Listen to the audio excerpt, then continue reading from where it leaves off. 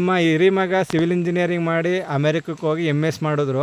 ಅಲ್ಲೇ ಒಂದು ಒಳ್ಳೊಳ್ಳೆ ಕೆಲಸದ ಆಪರ್ಚುನಿಟಿಗಳು ಇದ್ದರೂ ಕೂಡ ಅವರು ನಮ್ಮ ದೇಶಕ್ಕೆ ಬರಬೇಕು, ತಂದೆ ತಾಯಿಗಳ ಜೊತೆ ಇರಬೇಕು ಅಂತ ಬಂದರು. ಆ ಟೈಮಲ್ಲಿ ನಿಮ್ಗೇನಿಸ್ತು? ನೀವು ಅಮೆರಿಕಕ್ಕೆ ಹೋಗಿದ್ದು ಬಂದವರು ಮಗ ನೋಡೋಕ್ಕೆ ಕಾನ್ವೆಕೇಷನ್ಗೆ. ನಿಮ್ಗೇನಿಸ್ತು? ಮಗ ಅಮೆರಿಕದಲ್ಲಿ ಇರಲಿ ಅನಿಸ್ತಿತ್ತೋ ಇಲ್ಲ ಇಲ್ಲಿ ಬಂದಿದ್ರೆ ಚಂದ ಅನಿಸ್ತಿತ್ತೋ? ಏನಿಸ್ತು? ನಂದು ಅವನು ಒಂದೇ ಥರ, ಜಾಸ್ತಿ ಬಿಟ್ಟು ಇರೋಕ್ಕಾಗಲ್ಲ. ಅವನಿಗೆ ನಾವು ಇಲ್ಲೇನಾಗ್ತೀವಿ ಏನು ಅದು ಇದು. ಅವನು PU ಓದುವಾಗ ನನಗೆ ಬ್ಯಾಕು ಡಿಸ್ಕ್ ಆಪ್ರೇಷನ್ ಆಯಿತು. ಆವಾಗ ಅವನಿಗೆ ಹೇಳಿಲ್ಲ, ನಾವು ಓದ್ತಾ ಇದ್ದಾನಲ್ವ ಪಾಪ ಟೆನ್ಷನ್ ಯಾಕಂತ. ಆವಾಗ ಅವನಿಗೆ ಎಲ್ಲರೂ ಬಂದು ನೋಡ್ಕೊಂಡು ಹೋಗೋದು ಅದು ಎಲ್ಲ. ಆಮೇಲೆ ಹೋಗೋದವ್ರು ಹೇಳಿದರು ಅವನಿಗೆ ಅಂತ. ಆವಾಗ ಅವನಿಗೆ ತುಂಬ ಕೋಪ ಬಂತು. ನಾನು ನಿನ್ನ ಮಗ ಅಲ್ವಾ, ನನಗೆ ಹೇಳಿಲ್ಲ ಹಂಗೆ ಹಿಂಗೆ ಅಂತ ಇದು ಮಾಡಿದ್ದಾನು. ಆವಾಗ ನಾನು ಎಲ್ಲಿಗೂ ಹೋಗಲ್ಲ, ಇಲ್ಲೇ ಇರ್ತೀನಿ ಹಂಗೆ ಹಿಂಗೆ ಇದು ಮಾಡಿದ್ದಾನು. ಆದರೆ ಅವರೊಬ್ಬರಿಗೆ ಸ್ವಲ್ಪ US ಹೋಗಿ ಓದಿದರೆ ಒಳ್ಳೆಯದು ಅಂತ ಇದು ಮಾಡಿ ಅವನು ವೀಸಾ ಏನೂ ತಗೊಂಡಿಲ್ಲ, ಪಾಸ್ಪೋರ್ಟನ್ನೇ ಮಾಡಿಸ್ಕೊಂಡಿಲ್ಲ. 1 ತಿಂಗಳಲ್ಲಿ ಎಲ್ಲ ಮಾಡಿಸಿ ಕಳಿಸಿದ್ರು ಇವರು. ಹಂಗೆ ಅವನು ಹೋಗಿ ಓದಿದನು. ನಾವು ಹೋದ್ಮೇಲೆ ಎಲ್ಲ ತೋರಿಸಿ ಎಲ್ಲ ಚೆನ್ನಾಗಿ ಮಾಡಿಸಿ ನಾನು ಬಂದುಬಿಡ್ತೀನಿ ಅಂತ ಬನ್ನಿ. ನಮಗೆ ಖುಷಿ ಆಯಿತು. ಈಗ ಕರೋನಾ ಟೈಮಲ್ಲಂತೂ ನೋಡಿದರೆ ಇನ್ನೂ ಅಯ್ಯೋ ಬಂದಿದ್ದೆ ಒಳ್ಳೆಯದಾಗಿತ್ತು ಅಂದ್ಕೊಳ್ತಾ ಇದ್ದೀವಿ. ಅವ್ನು ಬಂದಿದ್ದೇ ಒಳ್ಳೇದಾಯ್ತು ನಮ್ಗೆ. ಅಂದರೆ ತಾಯಿಗೆ ನಿಮಗೂ ಈಗ ನೋಡಿ, ಈಗಲೇ ಮೊಮ್ಮಗನ ಇಲ್ಲಿ ಹತ್ರದಲ್ಲಿ ಇರೋದೇ ಬಿಟ್ಟಿಡಕ್ಕೆ ಆಗ್ತಿತ್ತಿಲ್ಲ. ಇನ್ನು ಅಲ್ಲಿ US ಅಂದರೆ ವರ್ಷಕ್ಕೊಂದ್ಸತಿ ಇಲ್ಲ 2 ವರ್ಷಕ್ಕೊಂದ್ಸತಿ ಹೋಗಿ ನೋಡಬೇಕಾಯ್ತು. ಅದರಿಂದ ನಿರ್ಧಾರ ಸರಿಯಾಗಿದೆ, ನಿಮ್ಮ ಮಗನ ನಿರ್ಧಾರ ಸರಿಯಾಗಿದೆ. ಆವತ್ತು ನಿಮಗೆ ಬೇಡ ಅಂತ ಅನಿಸಿರ್ಬೋದು, ಇವತ್ತು ಸರಿ ಅಂತ ಅನಿಸಿದೆ. ಮತ್ತು ಈಗ ನಿಮ್ಮ ಮಕ್ಕಳು ಇಬ್ಬರನ್ನು ಈಗ ಈ ಥರ ಒಂದು ತೋಟ ಕಟ್ಟೋಕ್ಕೆ ನಿಮ್ಮ ಮನೆಯವ್ರದ್ದು ಪ್ರೀತಿ ಇರ್ಬೋದು, ಆದರೆ ನಿಮ್ಮ ಇನ್ವಾಲ್ವ್ಮೆಂಟಿನ ಅವ್ರು ಹೇಳ್ತಾ ಇದ್ರು, ನನ್ನ ಮನೆಯವ್ರು ಇಲ್ಲ ಅಂದರೆ ನಾನು ಏನು ಮಾಡೋಕ್ಕಾಗ್ತಿತ್ತಿಲ್ಲ ಅಂತ. ಅದೇ ರೀತಿ ನಿಮ್ಮ ಮಕ್ಳುಗಳು ಇನ್ವಾಲ್ವ್ ಆಗ್ತೀರಾ ತೋಟ ಇದರಲ್ಲಿ? ಮಾಡ್ತಾರೆ. ಬಂದರೆ ದೊಡ್ಡವನು ಬಂದರೆ ಏನು ಎಲ್ಲ ಕೆಲಸ ಮಾಡ್ತಾನೆ ಅವನು. ಆ ಕೆಲಸ ಎಲ್ಲ ಈ ಕೆಲಸ ಎಲ್ಲ ಅದು ಮಾಡಬಾರ್ದು ಇದು ಮಾಡಬಾರ್ದು ಏನಿಲ್ಲ, ಎಲ್ಲ ಈ ಕೆಲಸ ಮಾಡಿಕೊಡ್ತಾರೆ ಅವರಪ್ಪರಿಗೆ. ಮತ್ತು ಸೊಸೆ ಮಾಡಿದ್ರು ಮನೆಯಲ್ಲೇನು ಮಾಡ್ತಾನು, ಆಚೆ ತೋಟದಲ್ಲಿ ಮಾಡ್ಕೊಡ್ತಾರೆ. ಎರಡು ಆಗ ನಿಮ್ಮ ಕಿರಿ ಮಗಂಗೆ ಈಗ ಮಾಣಿಕಗೂ ಹೊರಗಡೆ ಕೆಲಸ ಮಾಡ್ತಾ ಇದ್ರು, ಈಗ ಫುಲ್ ತೋಟದ ಬಗ್ಗೆ ಒಲವು ಇದೆ. ಅದರಿಂದ ಪರಿಪೂರ್ಣವಾಗಿ ಆ ಜವಾಬ್ದಾರಿ ಬರ್ತಾ ಇದೆ. ಬರ್ಬೇಕಂತಾನೆ ಆಸೆ ನಮಗಿನ್ನು. ಅವನು ಒಂದು ಇದಾಗಿದ್ರೆ ನಮಗೆ ಒಂದು ಖುಷಿ. ಇಷ್ಟು ಮಾಡೋದಕ್ಕೆ ಸಾಕ್ತಾ ಇಲ್ಲ ಆಗುತ್ತೆ. ಇಂಟ್ರೆಸ್ಟ್ ಇದೆ. ಕಿರಿ ಮಗನ ನಾಳೆ ಒಂದು 3 ಸತಿ ನೋಡ್ತಾ ಇದ್ದೀನಿ, ಒಲವಿದೆ. ಹೋಗ್ತಾ ಲರ್ನಿಂಗ್ ಅಂದರೆ ನಾವು ಆ ವಯಸ್ಸಿನ ಸಿಟಿಲಿ ಬೆಳೆದವ್ರಿಗೆ ಸಡನ್ನಾಗಿ ಹಳ್ಳಿಗೆ ತಂದಾಗ ಒಂದಿನ ಅವನು ಸ್ಕೂಲ್ಗೆ ಹೋಗ 5th ಕ್ಲಾಸ್ವರೆಗೂ ಶೂನ ಹಾಕೊಂಡಿಲ್ಲ. ಅವನು ಕೆಲಸದವರೇ ಮಾಡ್ಕೊಡ್ತಾ ಇದ್ರು. ಯಾರನ್ನ ಬಂದ್ರು ಒಂದು ಗ್ಲಾಸ್ ಇರ್ತಾ ಇಲ್ಲ.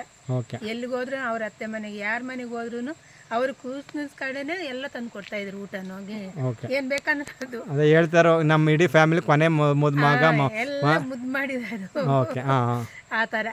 ಈಗೆಲ್ಲ ಇದು ಮಾಡ್ತಾ ಇದ್ದಾನೆ. ನಮಗೂ ಸ್ವಲ್ಪ ಹ್ಯಾಪಿ ಇದೆ. ಆದರೆ ಇನ್ನೂ ಇದಾಗಿದ್ರೆ ಇದು ಮಾಡ್ಕೊಂಡಿದ್ರೆ ಇನ್ನೂ ಸ್ವಲ್ಪ ಇಲ್ಲ ಆಗುತ್ತೆ. ಈಗ ಅವನಿಗೂ ಒಂದು ಜವಾಬ್ದಾರಿ ಬರ್ತಾ ಇದೆ, ಎಲ್ಲ ಕಲ್ತಾ ಆಗ್ತಿದೆ. ಇನ್ನೂ ಸ್ವಲ್ಪ ಬಂದರೆ ಇಲ್ಲ ಮಾಡ್ತಾನೆ. ಮತ್ತು ಹಾಗೆ ನಿಮ್ಮ ಮೊಮ್ಮಗಳ ಹೆಸರೇನಂತ, ನಿಮ್ಮ ಸೊಸೆಯವ್ರ ಹೆಸರೇನಂತ? ನಮ್ಮ ಸೊಸೆ ಹೇಮೇಳ. ಏನಂತ? ಹೇಮೇಳ. ಹೇಮೇಳ. ಮೊಮ್ಮಗಳು ಧ್ರುವಿಕಾ. ಎಷ್ಟು ವರ್ಷ ಮೊಮ್ಮಗಳಿಗೆ? 3 ವರ್ಷ. 3 ವರ್ಷ ಇದೆ. ಮತ್ತೆ ಈಗ ನಿಮ್ಮ ಸೊಸೆ ಮೊಮ್ಮಕ್ಕಳು ಅವರೆಲ್ಲ ಬಂದಾಗಲೂ ಅವರು ಕೃಷಿಲಿ ಇನ್ವಾಲ್ವ್ ಆಗ್ತಾರೆ? ಚೆನ್ನಾಗಿ ಆಗ್ತಾರೆ ನಮ್ಮ ಜೊತೆ. ಓಕೆ. ಅಂದರೆ ಈಗ ಒಂದು ನಗರದಲ್ಲಿದ್ದೆ, ಹೈದರಾಬಾದ್ ಅಂತ ದೊಡ್ಡ ನಗರದಲ್ಲಿದ್ದರೆ, ಬೆಂಗಳೂರಲ್ಲಿದ್ದರೆ, ಎಲ್ಲ ಬಿಟ್ಟು ಇವತ್ತು ಒಂದು ಮದ್ದೂರಿಂದ ಹತ್ರದಲ್ಲಿರೋ ಒಂದು ಕೋಣಶಾಲೆ ಅನ್ನೋ ವಿಲೇಜ್ ಹತ್ರ ಬಂದು ಒಂದು ಸಂಧ್ಯಾಕೃಷ್ಣ ಫಾರಮಲ್ಲಿ ನಿಜವಾಗ್ಲೂ ಒಂದು ನನ್ನ ಪ್ರಕಾರ ಒಂದು ಸ್ವರ್ಗದಂಥ ಜೀವನ. ಯಾಕೆ ನಾನು ತೋಟದ ಮನೇಲಿ ವಾಸ ಮಾಡ್ತಾ ಇದ್ದೀನಿ, ಅದರ ಅನುಭವಿಸೋರು ಮಾತ್ರ ಗೊತ್ತು. ಮತ್ತು ನಮ್ಮ ರಾಧಾಕೃಷ್ಣವ್ರು ಹೇಳ್ತಾ ಇದ್ರು, ನನ್ನ ಧರ್ಮಪತ್ನಿ ಇಲ್ಲ ಅಂದ್ರೆ ನನಗೇನು ನಡೆಯಲ್ಲ ಅಂತ. ಕರೋನಾ ಟೈಮಲ್ಲಿ ಕಾರೆಲ್ಲ ಮಲಗಿ ಇಲ್ಲೊಂದು ತೋಟ ನಿರ್ವಹಣೆ ಮಾಡಿದ್ದೀರಿ. ಅದರಿಂದ ಒಂದ್ಸತಿ ಬರೋರು ಮನೆಗೆ ನಾನು ಒಂದಿನ ಅಡುಗೆ ಮಾಡಿಕೊಟ್ಟಿದ್ರೆ ಅದೇ ತಿನ್ನೋರು ಬಂದು ಅದೇ ಬಾಕ್ಸ್ ಹಾಕೆಲ್ಲ ಮಾಡಿಕೊಡ್ತಾ ಇದ್ದೀನಿ. ತಂದ್ಕೊಂಡು ಕಾರಲ್ಲೇ ಮಲಗಿ ಇದು ಮಾಡಿ ಮನೆ ಕಟ್ಕೊಂಡು ಬಂದಿದ್ದೆ. ಅವಾಗ ಬೇಜಾರು ಅನ್ನಿಸ್ತದೆ, ಎಷ್ಟು ಕಷ್ಟ ಬೇಕಾ ನಮಗೆ, ಅಲ್ಲಿ ಬರೋ ಸಂಬಳ ಅದಕ್ಕೆ ಇದಕ್ಕೆ ಸರಿ ಹೋಗ್ತದಲ್ವ ಅಂದ್ಕೊಂಡಿದ್ದೀನಿ.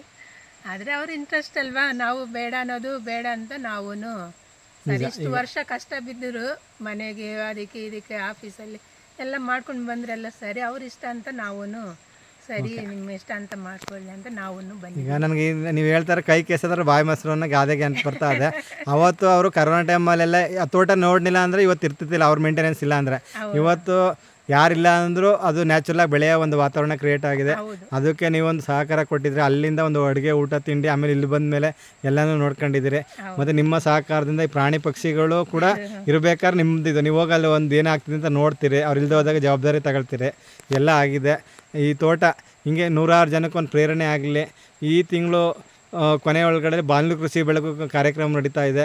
ಒಬ್ಬರು ತಂದೆ ತಾಯಿಗಳಾಗಿ ಒಂದು ಎಲ್ಲರನ್ನೂ ಆಹ್ವಾನ ಕೊಡೋಕ್ಕೆ ಮೈಸೂರು ಆಕಾಶವಾಣಿಗೆ ಬರ್ತಾ ಇದ್ದೀರಿ.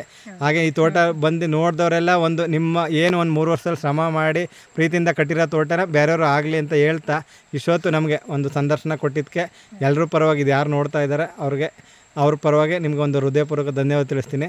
ನಮಸ್ತೆ. ನಮಸ್ತೆ. ನಮಸ್ತೆ. ಹಾಗೆ ರಾಧಾಕೃಷ್ಣ ಸರ್ ಇದ್ದಾರೆ, ಅವ್ರಿಗೂ ಕೂಡ ಒಂದು ಧನ್ಯವಾದ ತಿಳಿಸ್ತೀನಿ. ನಮಸ್ತೆ ಸರ್. ಹಾಗೆ ಅವ್ರ ಮಗ ಮಾಣಿಕ್ ಇದ್ದಾರೆ, ಹೇಳ್ತಾರೆ ತಾಯಿ ಅಮ್ಮ ನನ್ನ ಮಗ ಇನ್ನೂ ಕಲಿಬೇಕಂತ ಅವ್ನಿಗೆ ಇಂಟ್ರೆಸ್ಟ್ ಇದೆ, ಖಂಡಿತ ಕಲಿತಾನೆ. ನಾನು 9 ತಿಂಗಳು ಬಂದಾಗಲೂ ಈಗಲೂ ಭಾಳ ವ್ಯತ್ಯಾಸ ಆಗ್ತಾಯಿದೆ. ಅವ್ನ ಜವಾಬ್ದಾರಿ ತಗೊಂಡು ಇನ್ನೂ ಲರ್ನಿಂಗ್ ಆಗಲಿ, ಕಲೀಲಿ, ಜವಾಬ್ದಾರಿ ವಹಿಸ್ಕೊಳ್ಳಿ ಅಂತ ಹೇಳ್ತಾ ಅವ್ನಿಗೂ ಕೂಡ ಎಲ್ಲರೂ ಪರವಾಗಿ ಧನ್ಯವಾದ ತಿಳಿಸ್ತೀನಿ. ನಮಸ್ತೆ. ನಮಸ್ತೆ.